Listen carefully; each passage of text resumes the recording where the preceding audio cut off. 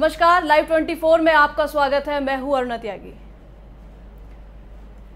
आज हम बात करने वाले हैं डिप्रेशन, अवसाद। एक ऐसी बीमारी, ऐसी गंभीर बीमारी जो आज के युवाओं को, आज के जो हमारी पीढ़ी है उसको बहुत ज़्यादा इससे ग्रस्त होना पड़ रहा है।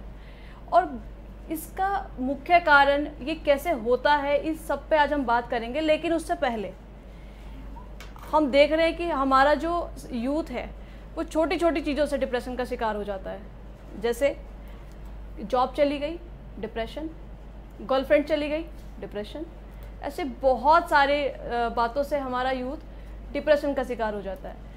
तो इसी पे ही आज हमारे साथ बात करने के लिए डॉक्टर अमरजीत सिंह, जो MBBS MD top most Agra से, मैं कहूँगी top most neuro and psychiatrist हैं, जिन्होंने न्यूरो में बहुत ज़्यादा रिसर्च की है। आज वो हमारे साथ इस लाइव पे जुड़ेंगे और जुड़ने के साथ उनसे हम जानेंगे कि अवसाद का, डिप्रेशन का मुख्य कारण क्या है।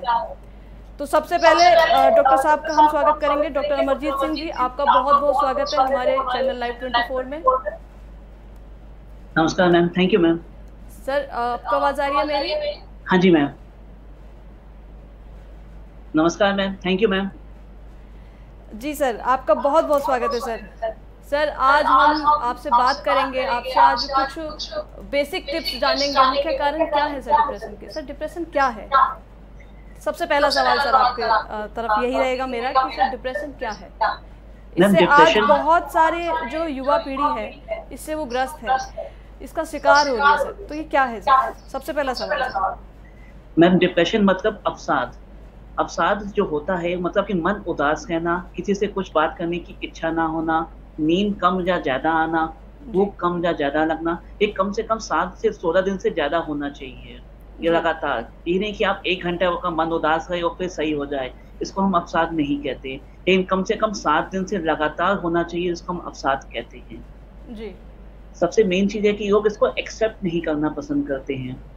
लोग बोलते हैं कि ये आदत है, ये ऐसे ही रहता है। सबसे मेन चीज है इसको हमको एक्सेप्ट करना चाहिए कि हाँ, हमको अवसाद है। तो अगर किसी इंसान को आपको लगे कि वो 24 घंटे उदास रह रहा है, किसी से बातचीत नहीं कर रहा, चुपचाप रहता है, कहीं घूमने नहीं जाता, कहीं शॉपिंग करने नहीं जाता, बस कोने में चुपचाप पड़ा रहता है, नींद नहीं आती है, तो कृपया करके आप समझ जाएं कि आपको अवसाद है। जी सर, ये तो देखा जाता है कि बहुत छोटे छोटे पॉइंट्स सर इसमें ऐड ऑन किए हुए हैं। जैसे आपने अभी कहा कि नींद ना आना, एक कोने में बैठे रहना। तो सर, इससे कैसे निकला जाता है? ये जब पता चल जाए कि मुझे नींद नहीं आ रही है, तो सर क्या इसको हम डिप्रेशन मान लें? या फिर मैं कहीं घूमने, या फिर मैं लोगों के साथ इको फ्रेंडली अगर मैं नहीं हो पा रहा हूँ या मैं नहीं हो पा रही हूँ, तो इसको अवसाद मान लें? मैम देखिए, 2 कारण होते हैं अवसाद के। एक होता है एंडोजिनस, मतलब कि अंदर के केमिकल्स की वजह से।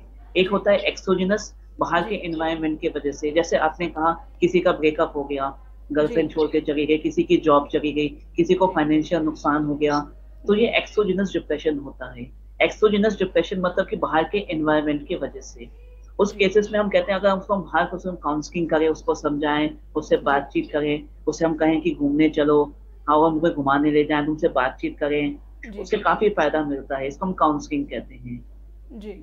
और दूसरा होता है कॉग्निटिव बिहेवियर थेरेपी। उसके दिमाग में जो कॉग्निशन चल रहा होता है, जो नेगेटिव चीजें होती हैं, हम उनको चेंज करके पॉजिटिव में शिफ्ट करते हैं जी। दूसरी चीज आती है एंडोजिनस डिप्रेशन, यानी अंदर के आपके केमिकल्स की वजह से। उसमें हम जनरली कहते हैं कि बॉडी में जो केमिकल्स डिस्टर्बेंस की वजह से होता है, इसको देसी भाषा में कहते हैं केमिकल लोचा जी। इन केसेस में हम जनरली काउंसलिंग इतना हेल्प नहीं करती जितनी मेडिसिन करती है जी। तो हमें कुछ मेडिसिन होती है, जैसे SSRIs होती है, सेलेक्टिव सेरोटोनिन रीअपटेक इनहिबिटर, आपकी NDRI, आपके SNRIs, तो हम वो सब स्टार्ट करना पसंद करते हैं अकॉर्डिंग टू द पेशेंट्स जी।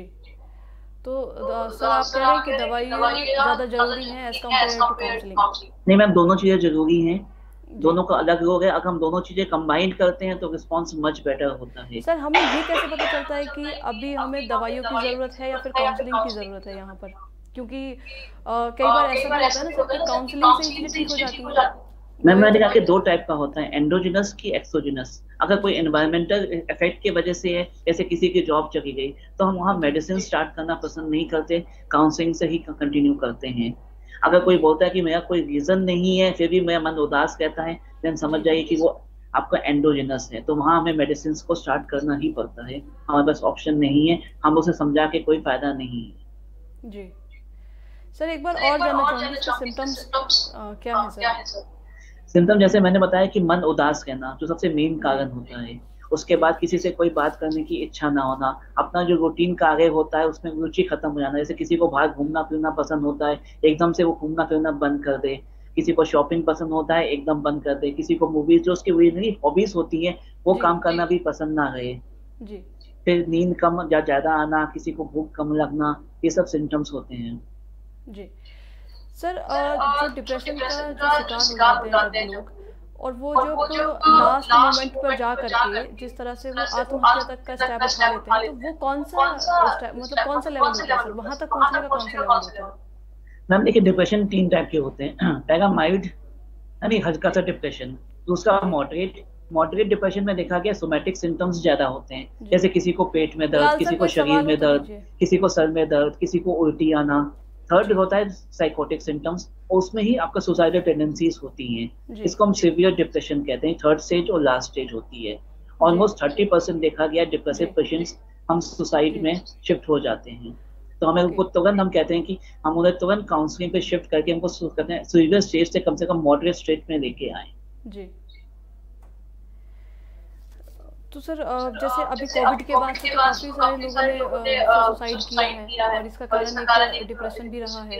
और अभी भी हम कहीं ना कहीं सुनते हैं कि डिप्रेशन के कारण इसने सुसाइड कर लिया। तो उस चीज़ को कैसे रोका जाए, अपने यूथ में हम किस तरह की अवेयरनेस को फैलाएं कि इस स्टेप तक जाने से बचें? मैम देखिए, 4 कारण होते हैं सुसाइड के। पहला केस होता है डिप्रेशन, दूसरा होता है साइकोसिस, तीसरा होता है under the effect of any psychotropic drugs यानी अल्कोहल, ओपियोइड्स, या फिर कोई दवाई खाई हो उसने। चौथा होता है पर्सनैलिटी डिसऑर्डर। और कोई कागज सुसाइड का होता नहीं है। तो जनरली पहला, अगर हम जैसे आप कहें डिप्रेशन की वजह से, तो अगर डिप्रेशन अगर आपको लग रहा है कि अंडरलाइन कोई है, तो हम उसे एंटी डिप्रेसेंट्स और काउंसलिंग तुरंत स्टार्ट कर देनी चाहिए। जी अब लोगों को पता कैसे चले, क्योंकि सुसाइडल में देखा गया सुसाइड से पहले इंसान कुछ ना कुछ बोलता है हमेशा कि मैं सुसाइड करने की इच्छा हो रही है, कुछ करने की इच्छा नहीं हो रही है। तो समझ जाओ कि वो जी सुसाइड कर सकता है। हम उसको धड़के में ना गए, ये ना सोचे कि वो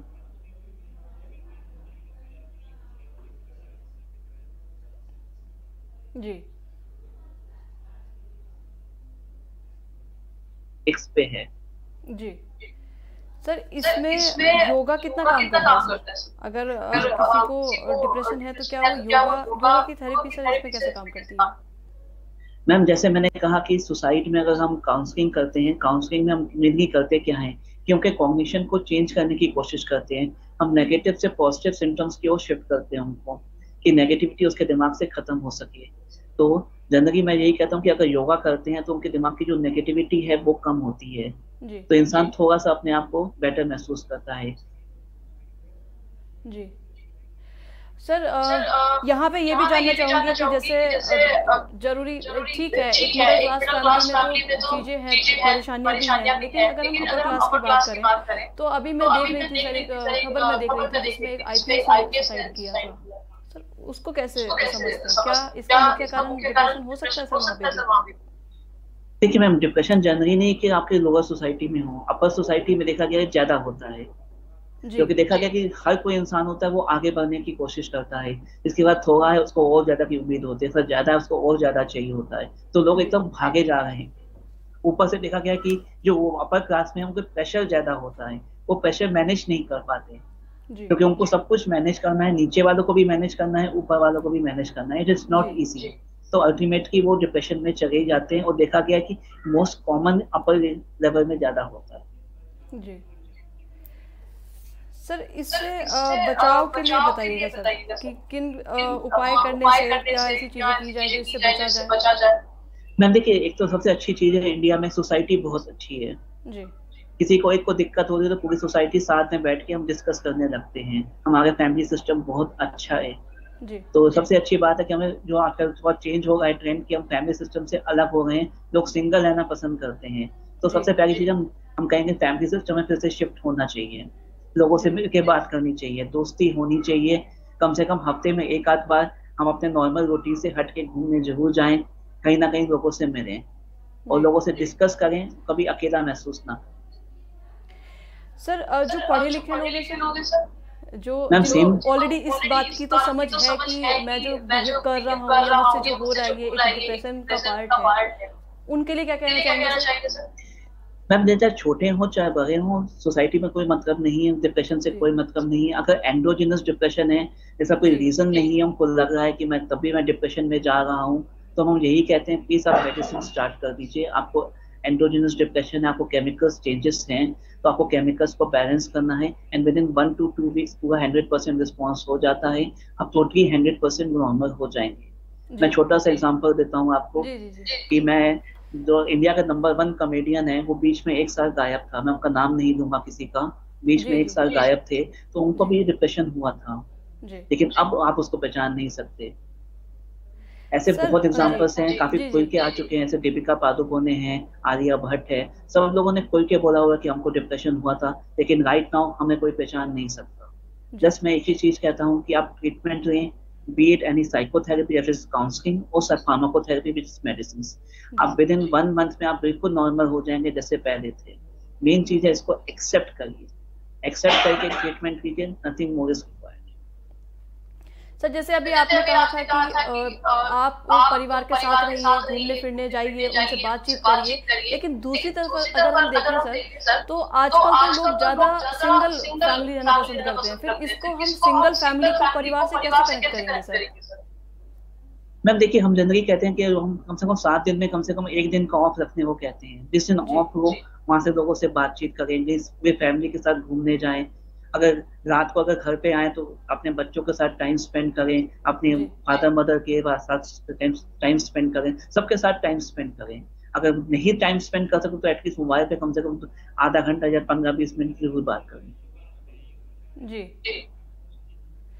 सर एक चीज यहाँ पे और जानना चाहूंगी कि मान लीजिए मुझे पता है कि मुझे डिप्रेशन है, मैं इसको फील कर पा रही हूँ क्योंकि ना मैं अच्छे से बिहेव कर रही हूँ, ना मैं अच्छे से सो रही हूँ, ना मैं अच्छे से खा रही हूँ, ना मैं चीजों में इन्वॉल्व हो रही हूँ, लेकिन इस वाले बिहेवियर को मैं साइड में रखती हूँ और जब मैं अपने परिवार के साथ बैठती हूँ तो मैं हर चीज को करती हूँ, क्योंकि ऐसे भी केसेस सर देखने को मिले हैं जहाँ पे परिवार ये कहता है कि इतना खुश बच्चा था, इतनी चीजें शेयर करता था, हमारे साथ रहता था, लेकिन अचानक से उसने ये स्टेप उठा लिया, उसका कारण क्या है सर?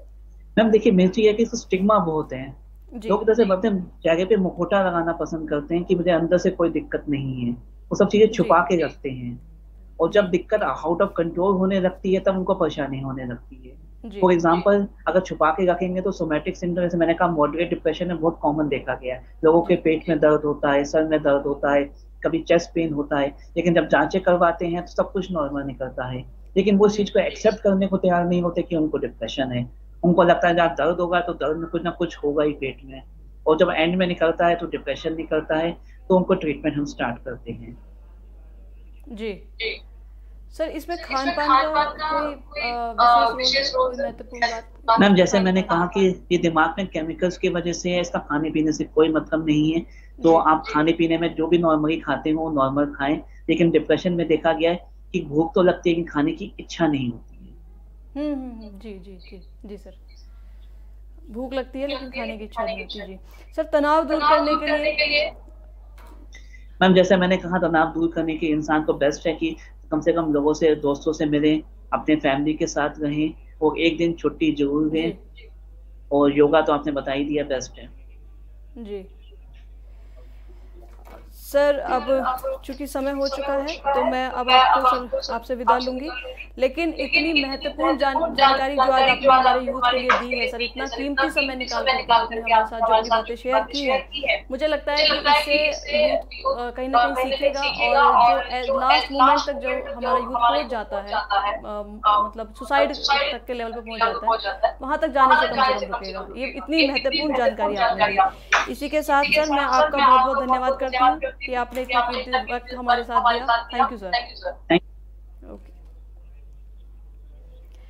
तो ये थे हमारे साथ डॉक्टर अमरजीत सिंह, जिन्होंने अवसाद यानी कि डिप्रेशन से जुड़ी हुई तमाम जानकारियां हमारे बीच शेयर की।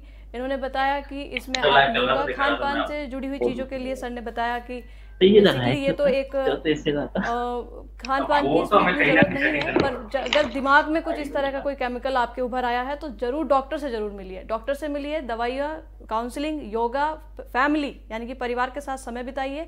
इन सब को करने से आपका जो डिप्रेशन है उससे आप दूर हो जाएंगे। और मेरा तो लास्ट में सबके लिए यही कहना है कि प्लीज़ ऐसी जब भी आपको लगे कि हमें डिप्रेशन का हम शिकार होने जा रहे हैं, उसको तुरंत अपने परिवार के साथ शेयर करिए और इससे बचिए, क्योंकि जीवन बहुत कीमती है।